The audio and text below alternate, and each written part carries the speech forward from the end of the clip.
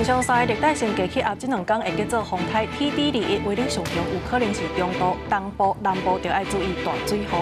劳动力发展署经北分署长谢基荣涉嫌多例厂商侵占抵押，一审判4档6个月，褫夺公权3档。屏东万丹的红豆当咧夜景，也毋过找回豆丁煞走来家己食了了，农民是一盒掠140块只。观众朋友，大家好，欢迎收看9月18中昼新闻，我是麦尚莹。头先咱先来关心的，就是这劳动力发展署经北分署长谢基荣，伊是涉嫌多例厂商佮侵占抵押，互检方加起诉。也因为这谢基荣呢，进前2届的开庭拢全部有来认罪。新北地方法院今仔日是照谢笔贪污多例，也佮侵占公有财物等罪，加判刑4档6个月，褫夺公权3档。这谢基荣呢，头一届开庭就全部拢认罪，而且呢，佮扣押无声。伊讲伫咧侦查的期间呢，是甲全部这犯罪所得拢提起刑，补发所得是伫咧5万块以下，希望争取会当来假罪。也毋过公诉的检察官是认为讲，这谢基荣呢做主官佮来犯法，所以建请法官莫互伊假罪。另外来关心的是，这高雄轻铁昨暗又搁出代志啊！这是发生伫咧前镇区一个路口，伊是去互一台游览车甲弄着。这轻铁呢已经连续2天拢出车祸，这嘛是今年第15件。交通大队是表示讲呢，这连续2天的事故拢是驾驶无照这交通号志来驶车，所以呼吁民众弄着轻铁是有刑事责任的，千万唔通讲耍笑。昨日暗时6点半左右，高雄前镇的成功二路顶悬，一台游览车技术无注意到正挂的青灯箭号也未出来，就直接滑过去，随去弄到轻铁。警方表示，游览车司机是56岁姓张的查甫人。代志发生的时，伊是要正挂去边的停车场，判断是无照号志驶车造成的。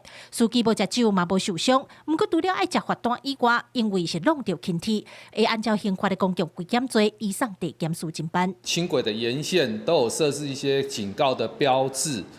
例如说，民众请勿擅自闯越轻轨的轨道区域，有些地段会禁止左转，这些相关的警示标志都会很清楚的显现出。这已经是今年的第15件。轻铁16才拄发生奥多拜弄车头的代志，连续2天发生事故，肇事原金拢是无照青红灯，也是路口指示驶车。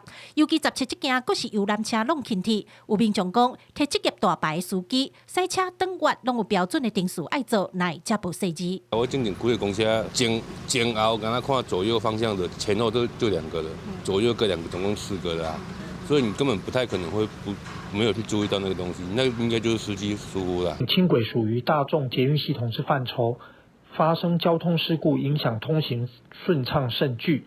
警方另可依刑法第184条函请高雄地检署侦处。国际公司强调，轻铁今年发生的15件事故，经过警方的鉴定，拢是汽机车驾驶的违规行为造成。呼吁民众经过轻铁相关路口，一定要守规矩，照起工行，才袂害人，嘛害着家己。记者郭家朱、用高雄场报道。另外，在台北市呢，今仔日早起是发生公车甲奥多拜相撞的意外，这地点是伫中孝东路甲敦化南路的路口。这台公车呢，要倒弯的时阵是甲对向的奥多拜来弄做伙，公车顶头2个乘客呢手骨着伤，也那骑奥多拜的嘛是因为这骨头折去，送病院急救。今仔日早起7点多，这58岁姓王的男性呢，伊是沿中孝东路咧驶公车，也毋过咧转弯的时阵，伊是看到对向的车道呢有一台奥多拜，其实犹阁真远，所以决定要来倒发。结果呢，这只车呢煞哪像是未负打动，所以转去弄到公车。坐伫公车顶头的2个乘客呢，这手骨是互玻璃甲挂着伤，也那骑奥多拜的是因为真济大呢，这骨头拢折去，所以送病院去急救。警方是表示讲，这2个驾驶呢拢无食酒，所以会照规定来处理。另外来关心的是，嘉义一间中学呢是发生校园霸凌的事件，有学生呢是举驾驶枪来威胁伊的同学。嘉义县少年队即马已经把这支枪呢提登去调查，也那受害者甲家长呢是出面来指控，因讲长期受这款霸凌的行为，就算学校有介入来处理，这对方嘛是会改用歹听话来甲伊攻击。BB 弹枪，要用瓦斯罐的那一种，就是指着我的肩膀说不要动。那时候你感觉呢？就生气跟害怕，然后转过去看他，然后他就回我说：“脸干嘛这么臭？”我只是开个玩笑而已。互人提假事情危险，儿童区正惊吓，赶紧通知家长。警方也接到家长报案，到学校暗过家长表示，这毋是第一摆发生。进前囡仔捌互共班7、8岁学生关一笔摒扫的工具，柜仔内底无成功，最后将伊反锁伫后阳台。学校介入处理了后，转做用火攻击。他们很崩溃的跟我讲说，他已经在学校读不下去了，他很害怕那7、8个同学再次对他下手。我已经有进入那个学生反霸凌的那个流程。代志发生伫嘉义县一间中学，学校表示第一时间联络导师甲双方家长，各由霸凌处理小组接手相关程序，针对学生早回禁品入校，会无定期加强列管。学校目前对于安全检查方面，它有一定的法规的限制。那我们也会针对学校一些特定的学生去召开安全的会议，然后去列管这些学生。那一旦列管之后，我们会针对这些学生做不定期的一些安全检查的一个处理方式。这样，学校是一个学习的一个地方。那针对违禁的一个部分，我们还是请学校还有家长确实不要带这些物品进入。因为受害学生家长已经提过，少年队将请早等于调查，可接受处理。学校同时启动辅导机制，深入了解原因。记者综合报道。宜兰大溪的乡民代表张景婷呢，伊是涉嫌投资人去牵狗啊，而且呢，佮对这当中来抽8万块的commission项。另外，伊也帮这负责人来应付临检。即马专案是照违反贪污治罪条例，裁定张景婷羁押禁见。大溪乡民代表会17号检调搜索，因为乡民代表张景婷涉嫌投资大溪以饭店为暗号经营的非法应调站，佮按过收饭红协助应调站所投人员应付临检。代表有人来吗？没有。其他乡民代表对代表会方搜索表示唔知影，这件贪污案是一名被标为村的外籍女子罗万芳收容，但系遣返的时不定亲姊妹啊由万芳协调主动向检调求助。检方指挥新北市调处侦办，除了代表会，也到县长代表服务处搜索。服务处早起大门锁起来，检调查出非法应调站姓陈甲姓杨的负责人，透过县长查某人联系到县长乡民代表，以逐个月分红的方式，寻求协助张景婷的尽职代表期间当中收8万分红。因法官在讯问后呢，认为检察官的申请为有理由哈，那以被告有勾串共犯证人。还有这个逃亡之余呢，预知受押，并禁止接见通信。专案县长代表声情反省，也不收偌济分红，也爱赔清。检方以违反贪污治罪条例向法院申请羁押禁见。法院10日早起开羁押庭，认定县长代表有勾串共犯证人的过路，加上所涉犯是相当本刑10年以上的罪，有逃亡的过路，所以裁定准押。检方也无排除继续扩大侦办，确认感受其他的情况，下期不法。公司新闻采访报道。在太平洋地区呢，最近是真无平静。来看台湾附近呢，最近是有3个热带性低气压，这2天是有机会会结做是风台的。气象署讲，上紧今仔日下暗就有一粒轻度的风台米塔会来形成。礼拜到后礼拜一呢，佫会有另外一粒中度风台花加沙。因为这粒花加沙呢，离咱台湾有较近，所以提醒大家要爱注意天气的变化。这份好天的天气。有可能伫要变天啊！气象署表示，台湾附近有3个热带低气压，分别是 TD20、21、22，这3个拢有机会变成风台。上紧拜四暗就有一个热带低气压会结做轻度风台米塔。TD20，那预期有机会在今天可能会成为轻度台风，广东到港澳的沿海接近。它的外围环流在今天到礼拜6会间接的影响我们。另外2个热带低气压 TD21、22，分别伫菲律宾东滨海面上和日本远海附近。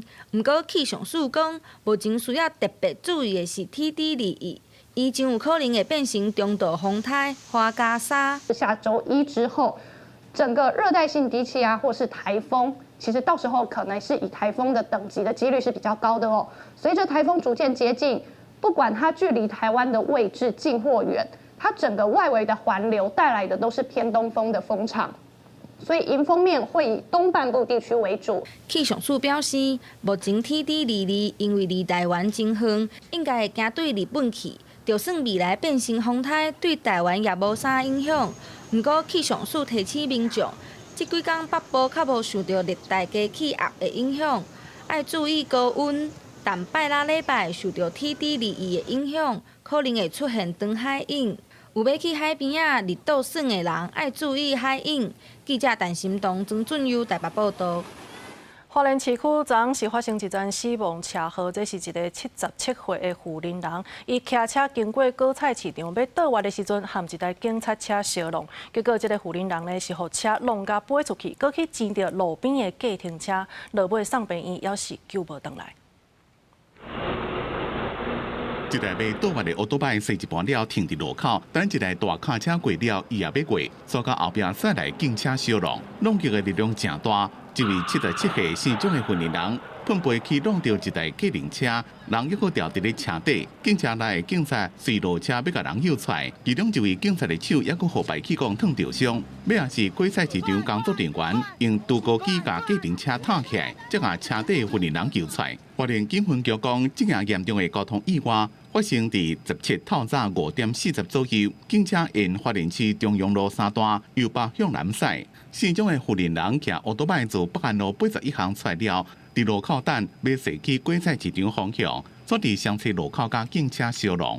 现场骑士昏迷，员警于现场立即下车抢救机车骑士，在紧急徒手搬运机车时，手部严重烧烫伤，随后将机车骑士送慈济医院救护。后续调查，双方均持有合格驾照。经酒测均无酒精反应。骑奥多麦妇人人当场无喘气心跳，送病院了，不恢复性命健伤，但过尾也是救袂断。警方伫随后是派人去病院，关心受伤的人甲家属，提供相关协助。要拿车祸详细原因，也搁来调查。记者综合报道。台北捷运信义线的东段呢，起10档开94亿，即马咧要完工啊！即马汽车的画面呢嘛已经公开，是引起各界的关注。北捷工程局是表示讲，希望今年底就会当完工，目标明年第1季就来通车。台北市长周万安的早起去试菜是对上山站坐起到新站，也就是港珠奉天宫站。这条线呢，咧起的时阵前前后后安尼加起来，拢总是起10档遮尔久，也开94亿。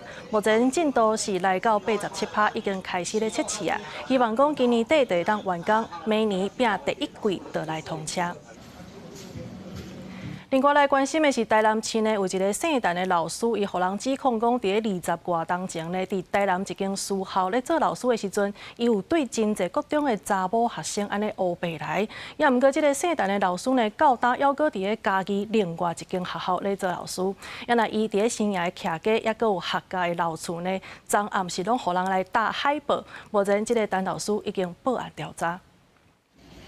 17半暝啊，有人直接伫咧台南新野一间透天厝外面，甲客家一间老厝打海报，佮那也伫咧涂骹。这个人佮甲过程翕落来，经过了解，这个投诉人指控讲，这间徛家是一个姓陈的老师，民国89年伫某一间私立学校教册，当时以课程辅助，互我教校顶名义，甲袂少查某学生带去汽车旅馆性侵，地数引起不满。老师徛喺外口，才会互人打海报。这个老师透早发现了后，就随掠掉，嘛引起地方讨论。厝边有咧讲啊，我唔知啥物情形啊，系啊，无咧讲啥物话啊，系啊，无遐识啊，系啊，这嘛第一届啦吼。应该是吧，我是第一届听人讲的。记者实地到现场，要甲老师了解详细。厝内人洗车直接离开，并无回应。老师流出的亲情是真娱乐，伊教学真用心，并无其他奇怪行为。根据警方指出，这个老师已经去关区派出所报案，嘛私底下表示这件代志无听无食。家长逐拢学了甲读书。伊做做好教册。我做好教册，伊学生去咱老学教的吼，逐个拢考正悬的学校。对这囡仔吼的教育吼，真重视啊，真高甲教。啊嘛无啥物代志。拢无啥，你真正拢唔知哦。唔知，无你就去问伊啊，我哪会知啦？有关影片中住户遭张贴海报案，屋主于昨17日上午6时许以至本分局完成报案手续。那这老师风声讲是伫咧家己驾册，校方无愿意回应，不过市府嘛强调会去调查。如涉及本市相关学校，本府及校外会将立即协助学校启动校园安全机制。也是被害人家属嘛发声明给媒体，表示已经甲南检提告，希望通讨回公道。经过20年这桩性侵事件的真相到底是安怎？警方即阵当咧调监视器了解案情。记者苏台南采访报道。其实这骗色性骚扰的代志呢，大位都有。另外来关心的，就是台北市的文山区呢，只有一间补习班的负责人，伊是互人指控会甲学生针，甚至呢手搁乌白扫，也搁有伊家己呢这裤嘛脱落来互人看。社会局在厝呢公布这负责人的名字，也那教育局也来处分这个负责人，限制伊规世人拢袂使搁再来做补习班。也那另外这间补习班即马嘛已经废止立案。江门关调补习班内面是暗搓搓，在台北市木栅的奥德斯汀文理补习班，在第10多档最近已经无开班营业。之前是有看到带，现在好像没看到，这阵子没看到了，没看到带学生了。原来是社团的负责人，伫今年5月，向检举讲疑似对学生强针含摸尻川、硬染含电下体。社会局收集教育局交通中心的报告，和负责人陈述意见的结果，评估这个行为已经违反儿少权法的规定。8月1日采取公布这个负责人的名。台北市教育局是认定有情节重大的性骚扰，9月初10处分中心袂当搁做补习班的人员，因为是补习班的负责人，补习班伫同工嘛废止立案，而且公布转通至台北市的各级学校。听到这种事情会不会有点吓一跳？有啊，有点错。老师错。来看 CRC 联合国儿童权利公益网站的采访公布，地方政府的采访和登录资料拢真清楚，引起社会关注的某准困案，因为议员的观测，7月底伊的名红第2摆公布，不过伫采访公布内面，有人无红起诉，就红公布伊的名，可能产生争议。做任何的这个行为，都还是会牵涉到人权的问题。要万一你先公告，万一他最后法院又判他没有的话，其实那是非常麻烦的事情。对啊，所以我觉得这个他需要去平衡一下，说他的公告的这个状况啊，还有当事人，像那个会要案，不是后来就确定没事了吗？学者讲，公布园名和人名提起家长注意，避免有儿少搁受害。但是伤早公布嘛，有可能未审先判。什么时间点来适合公布伊的名，需要搁较侪思考和讨论。记者综合报道。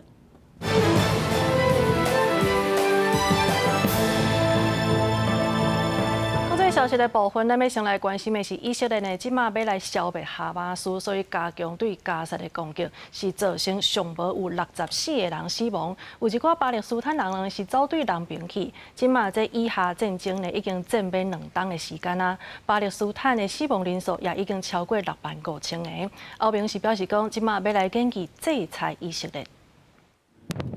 以色列的战机甲炮弹继续轰炸，加沙市4月拢庆烟。联合国警告，这是战争发生以来上猛烈的轰炸之一。加沙卫生部统计，至少64个人死亡，大部分拢是妇人人甲囡仔。死去亲人的巴勒斯坦民众讲，唔知倒位才是安全。وين اروح مش طالع وين اطلع ما في وين نروح لا في مكان ولا في شد احنا قاعدين بدنا نموت ونموت هنا حتى ريتنا الناس فتحوا لك طريق واد غزه。以色列军方空投传单，叫民众向加沙走廊难平线，并且限时48点钟久。这马开放萨拉赫定路、加沙沿海道路几路万的民众，扫到房仔车、骑奥多摆，或者是行路的，走到所谓机会向南边行，规个排了几多公里。有民众讲死亡无可怕，不过囡仔的哭声互人心碎。والله هي شغله بشغله خوف انا خايف على صغاري بس انا ولا بخاف من الجيش ولا بخاف من حدا الموت موت واحد لكن الصغار صرعوني بيصرخوا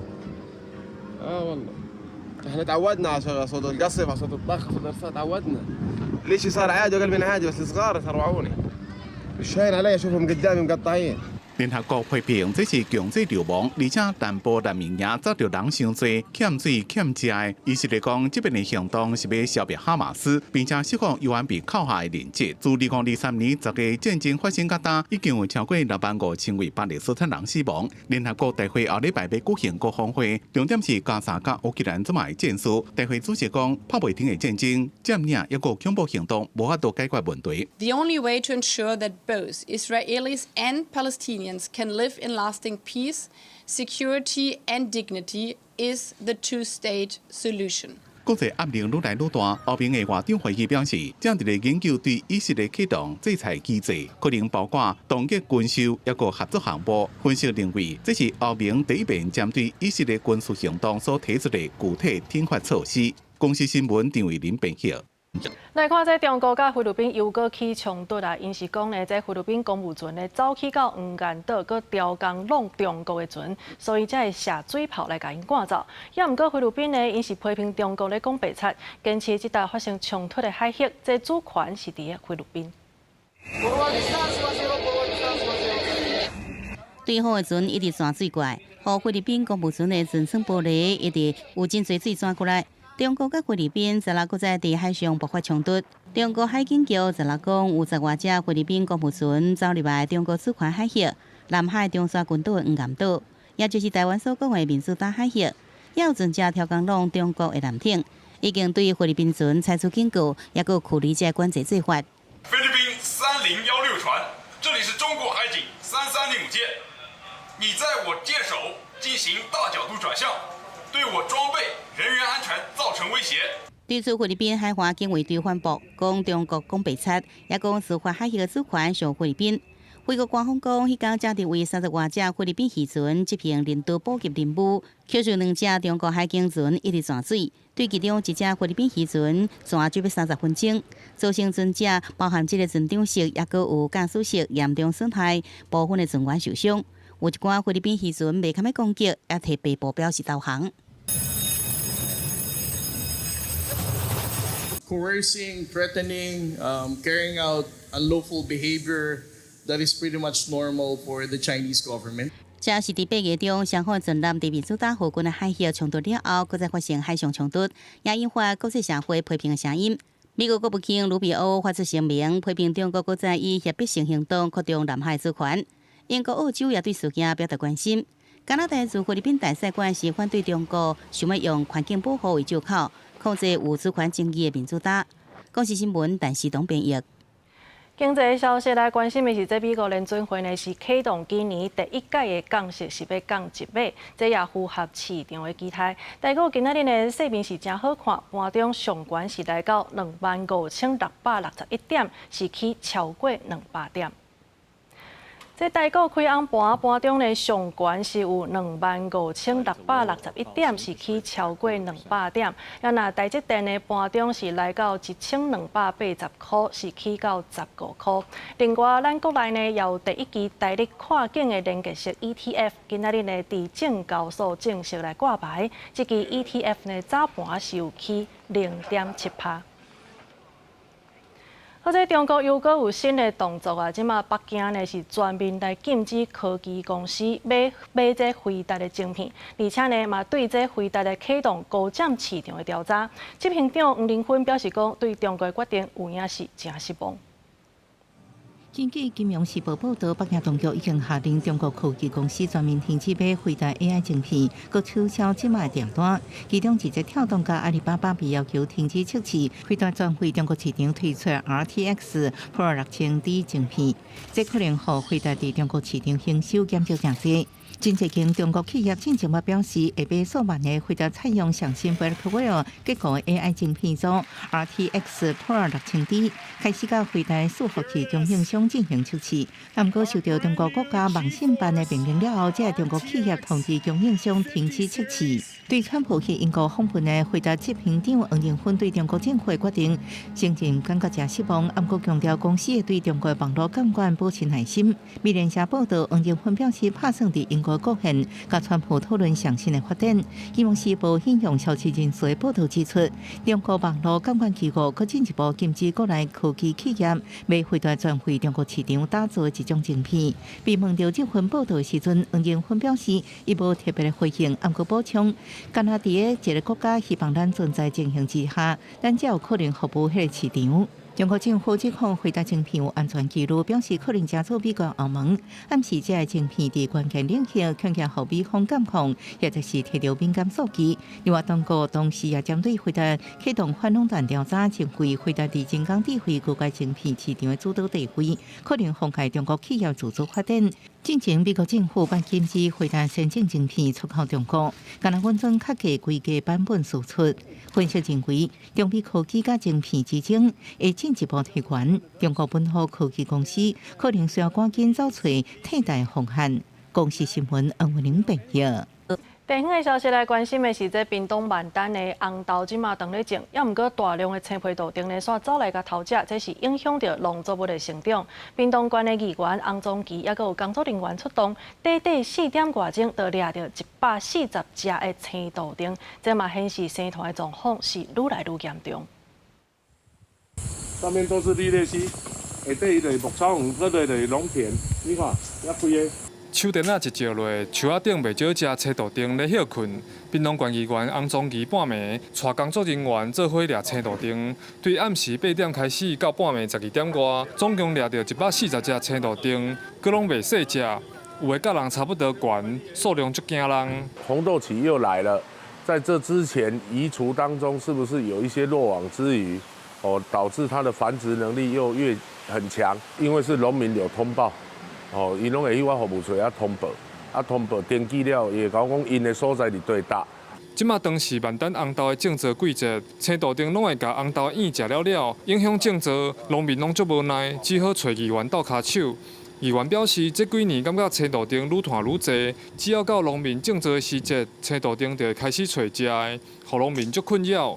希望县府会当加强拉捕的力度。经保署呢，从去年11月开始宣布可以开放民众呢受训过后，可以来加入移除的行列。屏东县政府农业处这边也预计在10月份来开办115年度的教育训练，预计招募800名受训民众。县府农业处表示，青豆丁去年掠42000只，今年已经掠超过74000只，总量有可能会超过10万只。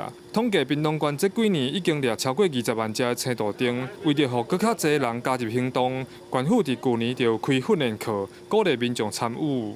记者柯永哲，屏东报道。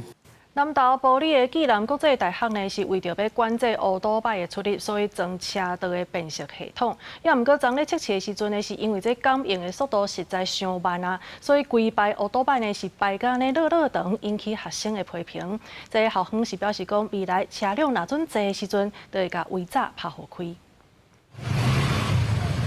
机车慢慢向前，车队排甲看无尾。伫南投埔里的暨南国际大学，17中昼后来发生严重塞车情形，有学生囡仔不愿骑机车出校园，伫大日头骹爱国伫个新装饰的车道辨识系统门闸前排队排真久。翕影片打就望，其他学生囡仔是讲系统的感应甲闸门开关的速度上慢。那个开门很慢，然后开一下，然后感应很久，塞到不是说塞到快弯到那边去。就是你光可能一台车经过高峰期的时候，可能要等个1分钟吧。18等下到现场，学生囡仔骑机车经过门闸出入正常。校是讲，今日捌发生2届校外人士走入来校园偷摕物件，所以这学期伫机车道加装进出车牌感应系统，确保校园的安全。按过17下晡课少，国家中昼出外用餐的学生囡仔真侪，毋再造成机车道会积差不多7分钟。期末了后已经开门闸速度，学生会嘛同步公告通知。那现在这套系统是还没有完工。那昨天正好因为它在完工前的测试当中那遇到学生出入的高峰期。那未来我们的规划呢，在学生出入的高峰期，我们还是会就是开放闸门，让学生能够顺利出入。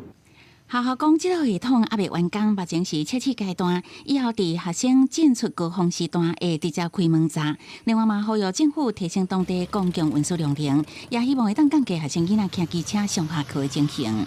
记者采访报道。台中有民众伫中兴大学附近的绿川内底呢，是发现有人来偷蛋马桶。这水利局今仔日一透早赶紧去甲清好走。那环保局是表示讲，若准有找到行为人，安尼会依法来开罚。有民众是认为讲，这条绿川呢，虽然讲开大钱来整治，也毋过水质也是需要改进的。民众惊这桥边原本是要看水底鱼啊，毋过却出现一个完整马桶。甲一位环境是真袂合，其他民众也烦恼对水质甲生态会造成影响。不应该，为什么？就应该就拿去回收这样子。如果有人看到说今天我丢这个下去，他没被抓没什么样子的话，那可能下次他有这个类似的大型垃圾也会这样丢下去。那如果大家都这样丢的话，那绿川的水可能就会变得更脏了。17中昼，民众伫绿川内美川绿桥桥骹的河道发现一个被拼掉的马桶，台中市水利局接到消息，10月透早派人来清除。实际到现场，水质虽然看起来真清气，不过也是蹲袂少土沙。环保局表示，会透过监视器追查，若找到行为人，会将违反废清法来开罚。抛弃废弃物行为，以涉违反废弃物清理法第27条第1款之规定。依同法第50条规定，可处新台币1200元以上6000元以下的罚款。绿川伫中区的河段水边铺挂水泡，下骹摇沉高高的物件，民众讲绿川水质确实爱改善。有时候有些人会不小心洗洗手啦，或洗洗脚啦，这样子之类的。对，没有清的时候，累积下来就会有一些异味这样子啦。市府表示，为改善绿川水质，搁解决防控问题，市府水利局设污水截流系统建立水质净化等设施，不过有时阵可能因为油氧化或者是天气影响，和水质产生变化。后续会加强监控含氧量甲铺地者物件，加强人员清理，确保水质。记者综合报道。内政部有修订警察机关轮班轮休的实施要点，一间派出所呢合理的卡手呢是8个人，也毋过因为这台东呢卡手无够，所以有4成的派出所呢是用联合合勤的方式，有的派出所是无人咧驻守的，也若在地人呢是烦恼会影响到治安。台东县池上乡银园村民众徛过平常是大门开启，社区居民真赶靠当地的银安派出所警员维护治安。也毋过这个月关山分局因为欠警力，关掉银安派出所，改造甲附近派出所联合合勤。居民烦恼4可维持观光景点，人一济会影响治安。我希望他开比较好，也有安全。我来看到伊关门，我心介酸。因为当地人口以老人较侪，有警员驻守派出所，互老人真安心。经过居民反映，因为银安派出所爱服务2个村，辖区范围真大，关山分局重新检讨，恢复派驻执勤警力，拍开大门。白天部分由池上分驻所与海端联合所编排10至18时守望勤务，夜间部分由警备队编排18至22时守望勤务，所以该所全天候仍有警力驻守。台东县警察局表示，全县警力编制关卡是1115人，也毋过实际上只有983人。原本关31个派出所，也毋过已经陆续调整，剩26个派出所由原采取联合合勤。虽然也有4成外个偏乡派出所是关门的情况，也毋过县警局强调，顺着警力调派连外，未有治安时刻一直补充人力关门的派出所，会随时恢复有警力驻守。公视新闻采访报道。嘉义县的番路乡呢是台湾起仔主要的产地之一，也毋过今年7月是因为丹那斯风台影响，起仔产量敢若剩4成尔。今麦为着要来照顾番路乡的这农产呢，农会是用较好的技术，甲农民来买起仔。这上面容易走形诶。丹那斯台风吹，然后这边去撞这个，这边去撞这个，撞下来就会变成这样。农民伫园仔内底，甲已经卖大，也是受伤的鸡仔慢落啦，要尽量养分，互生长较好的鸡仔。家己关番路种鸡仔的农民讲，但那四风台互真侪鸡仔拢有克伤的状况，刷落来大水雨，佫影响到鸡仔的生长，互今年的收成剩4成。公狗期如果你雨水太多的话，像这一颗你长到最大，规格也不会超过4两。风台带来伊的小壳，迄个果实内底就变乌去。乌起来对你下的就像咖啡色，而且你要当饰品也不行，所以那个就变次级品。针对鸡仔产量受到影响，农会为着要照顾农民，用保障的计数，要向农民来买鸡仔。按算7两以上的规格是1斤23块，4两半以上是1斤20块，3两半以上是1斤13块，比进前市场的计数较悬，要来维持农民的收入。农民都会很担心收入会受到影响，那我们农会为了让大家更安心。特别启动的保价收购的措施啊，不管市场行情如何，都能保障涨价格的来收购，确保农民基本的收益啊。番路乡是鸡仔主要的产地之一，种植面积有200公顷左右。农会除了保障绩效来买鸡仔以外，也透过加工的方式来推广在地鸡仔。10月初嘛要举办鸡仔产销的活动，希望伫丰台了后替地方的产业带来发展。记者林慧婷家己报道。政治界消息来关心的是，国民党主席要改选，前国民党副主席郝龙斌呢，今仔日正式来领表，伊表示家己呢会正做是南北整合的推手，也批评民进党的两岸立场在抗中保台，就是一场骗局。加油，加油，胜选。由中共党组长周小康陪同，前国民党副主席郝龙斌10日正式到国民党中央领表，要投入国民党主席改选。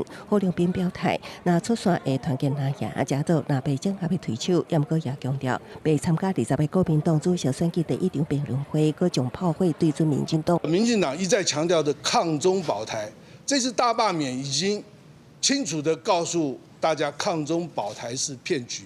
我们真正要保台，要怎么保台？和中才能保台。甲郝龙斌同款要竞争党主席的罗致荣甲郑丽文，也表态伫选举过程未党内互拍。郑丽文正式到党中央登记，特别找军系基层小天，强调年金改革后军系受真大的委屈。要甲郝龙斌分抢军系选票，意思真高。过去这几年受了很大的委屈，也被民进党因为年金改革受尽了不公平的待遇跟羞辱。这些我们都要还他们公道。罗致荣是由包括王宏伟等南亚立委同齐陪同登记，因为郝龙斌进前方7期可能不利那配合。罗致荣也先替郝龙斌讲话，强调家己参选都是要完成2大任务：团结国民党，下架赖清德，这是我参选中国国民党主席的2大任务。协调蓝白的在野党。我相信罗志祥是一个值得托付的选项。前中华县长特别员也正式登记参选，顺丰学校校长张阿忠是会选伫最后1日19登记。20国民党主席选举第1场辩论赛，为了会聚焦伫安怎整合在野力量、中间执政甲两岸论述，争取台湾和平甲安全的议题上。公司新闻采访报道。来看后个月双十节大会主持人是新闻主播林嘉源，也有高雄市议员白娇英做伙来主持。也那筹备委员会呢，也来公开双十礼品，因讲要来抽100个民众会当摕到这个双十礼品。国庆日当日，如果没有办法到现场观礼的民众，也想要拿到114年国庆贵宾纪念品的话，只要到我们国庆。中华民国战国庆脸书粉专公开分享贴文，并且再 tag 2位亲友，就可以在我们的粉专有机会抽中成为100位的幸运儿。好，来看这个礼品内底呢，包括有印双十节这 logo 的棒球帽啊、茶啊，另外呢，嘛有温罐，也有其他等等。民众伫10月初1中到12点进前呢，会当参加这面册的抽奖，100个得奖的人会当摕到这个双十节的礼品。也阁有明仔载中到12点的，嘛会来公告双十大会500个管理的民众名单。另外来关心的是台北国际航太，也阁有国防的工业展呢，今仔日正式来起工。外界呢，正注目的就是这无人载具的发展。另外，针对着国军的传出有1320架的这无人艇的需求，即马国内3大船厂也拢展示因的设计。乌色船身驶伫海边，中信造船打造的中信5号无人船进前会高雄出发，家己到台北，目前天候淡水展现自主航行的成果。台北国际航太甲国防工业展10连续3天，无人载具是这摆上大亮点。国内3大船厂大船中信造船、龙德造船，各自首次研发的无人船。中信造船强调，中信5号平常时用伫大海前线执行巡逻任务，战争时阵用护栏保栏、监测敌舰，采取一隻船或者是真侪隻船进行打击，传出海巡有想要买。如果是护卫母舰的话，或者是自杀性的攻击，它配备的武力就不一样。那么这艘船是完全具有弹性的，可以再大一点，可以小一点，可以配备各种的功能都没有问题。甲各款密切合作的台船推出混进魔鬼鱼无人船，主打企图红色供应链完全控制系统，搁得到美国认证。除了上架强度，也物流武器收载空间，应执行真大一体任务。我们在船首会预留大概400到500公斤的高爆炸药。那在我们3体船主船体跟2侧的侧船体的中间，我们叫做 shoulder， 它那个结构里面，我们目前可以安放2颗轻型的鱼雷。龙德造船这次除了端出黑潮无人艇之外呢，也首度曝光了与英国厂商合作开发的黑鲸水下无人载具，目标呢是执行这个反潜以及反雷的任务，预计最快明年下水进行相关测试。就是那个反潜、反雷，也是可以跟这个国防来做一个结合，争取国防部的一个合作。没错，就是看我们增加什么样的 payload 在这个船上面，我们就可以调整针对不一样的任务。中国鱼甲用着当做快骑无人艇已经通过实践测评，上载100人挂载6架警方一型无人机发动军攻，连炸大号化身自杀无人艇打击中共军舰。有一个预制的空间是可以搭配一个高爆弹头。那看到我们前面这边也有3个是属于那种轰炸引信的所以它必要的时候做最后的手段，我们就可以把它当做一个自杀无人艇的一个重用。市场团出国军有1310架无人艇需求，台湾的船厂拢拼全力，要伫国防展争取大订单。记者综合报道。咱台湾附近的海底电缆呢，这几档啊，定定互带转去。今仔日这行政院会呢是通过海缆撤法修正草案，希望会当来强化维护海缆的安全。刁工来破坏海缆的人呢，会当甲判1档以上7档以下有期徒刑。即阵海底电缆长期的事故真侪，互人质疑是中国故意伫无明确地区起诉。稍行政院会18通过海缆撤法修正草案，其中5法是破坏海缆的刑责甲配套措施，针对故意犯、未遂犯甲过失犯的处罚，或者比较即卖的电信管理法，会当处1年以上7年以下有期徒刑，会当并科1000万以下罚金，并特别认定不受尊者等犯罪工具的规定。当前的困境，我们发现就是权利轮恣意滞留、锚泊、破坏我国海底电缆，加以达到嚇阻的效果。第一个就是各类的海缆的管线都纳入保护，确保我国水下通讯、电力乃至天然气管线的安全，提高法律的这个管理以及相关的刑责是有必要的。另外2块是针对管理船只甲工区间接防止海缆受破坏，像讲要求渔船甲小型船爱开自动辨识系统 AIS， 若是拒绝遵守，会强制进港处罚。可以奠定一个高敏感区域的水域，提高这个整个监控机制，强化横向的管理。譬如说，当它有船舶接近这个高敏感区域的时候，我们是不是直接透过这个无线电天通报？那我们防卫的机制就可以提前开始运作。譬如说海巡甚至于海军在外海就可以开始，如果在临近海军巡航的区域呢，就可以发出一些预警的措施。专家建议，除了法律层面的整合，政府嘛应该思考更加积极的海缆整体防护作为，像讲增加对周边海域的监测能力，强化部分线路受损的时阵的系统备案，也加透过国际合作建立不良记录存者黑名单。记者采访报道。或者照镜化已经真做是咱台湾的国安危机啊！行政院会呢是来通过好运3方案，这生囝呢就会使领补助，一体呢是领到10万块。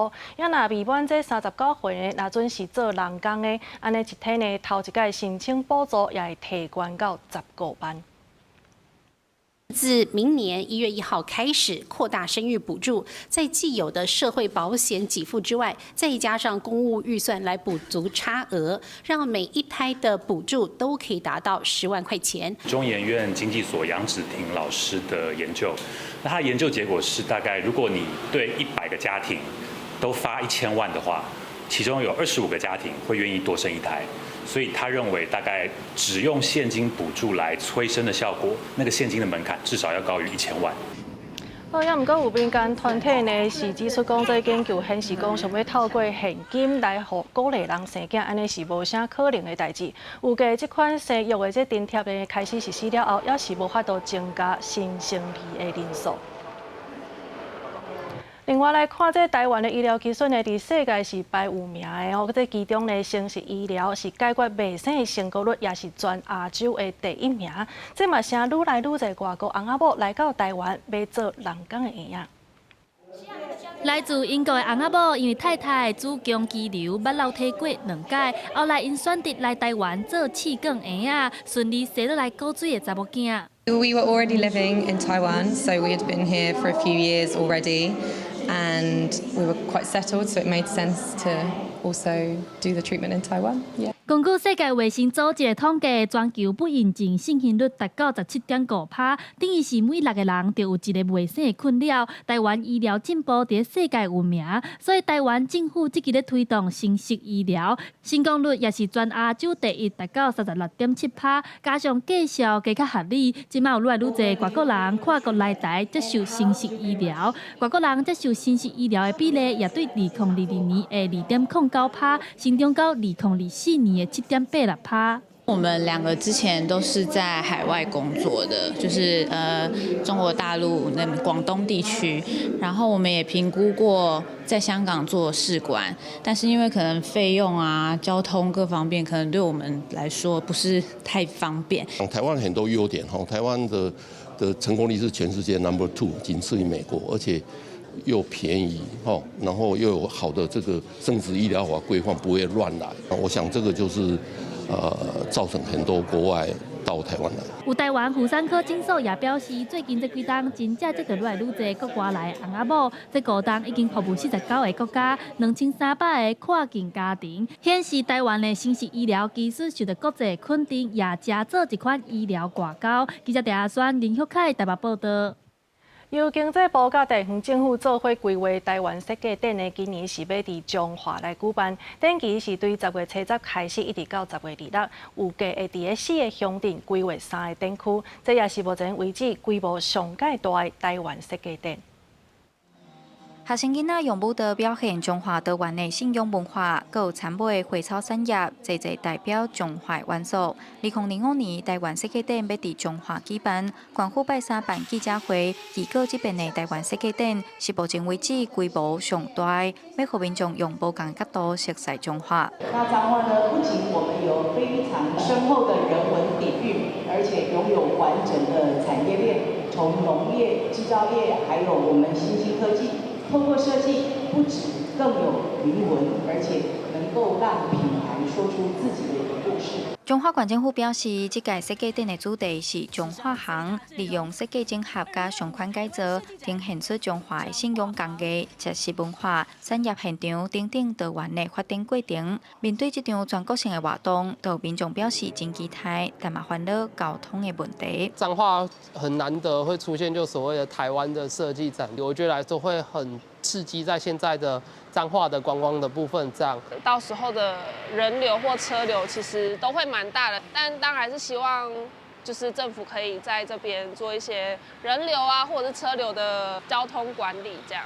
这届设计展，县府规划3个展区，分别是中华展区、鹿港展区，佮有伫参尾展中的中南展区。面对头摆下乡镇举办台湾设计展，民众认为，若交通规划无完善，毋若够塞车，嘛影响看展览的意愿。是到要安怎整合交通路线，所得民众等大众运输的时间，对县府嘛是一个考验。记者杨淑晴中华报道。那下晡晡的天气到底是如何呢？天气报你知，带大家做回来了解。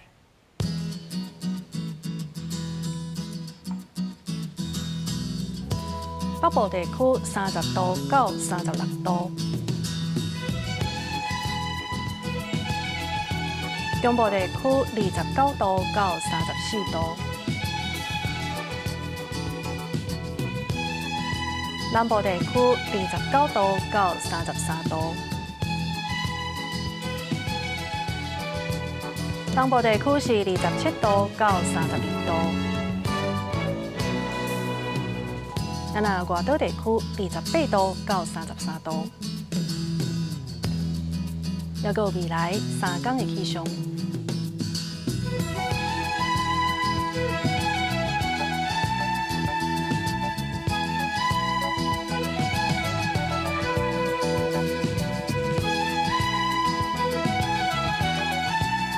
以上就是这则中岛新闻，感谢你的收看，明仔载同一时间咱再相会。